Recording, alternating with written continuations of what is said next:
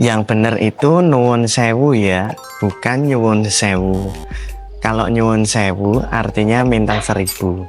Nah, kalau nuwun sewu atau nderek langkung biasanya diucapkan sebagai kata permisi ketika menyapa orang yang lebih tua.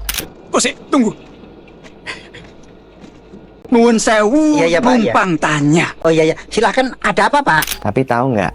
Ada juga loh beberapa peraturan tak tertulis di Jogja. Apa aja sih? Peraturan tak tertulis yang pertama adalah ketika kamu bertanya arah, jalan, atau alamat, turunlah dari kendaraan, buka helm, dan dekati orang yang kamu mau tanya.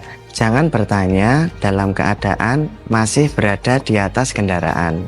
Peraturan kedua yaitu ketika ngobrol dengan masyarakat Jogja, merendahlah. Pasti mereka akan lebih respect kepada Anda dan juga akan lebih merendah pada Anda. Kalau ada yang berperilaku kebalikannya, mungkin bukan KPP Jogja. Yang terakhir, jangan membunyikan klakson di sekitar Malioboro apabila di depan kamu itu ada andong ataupun becak.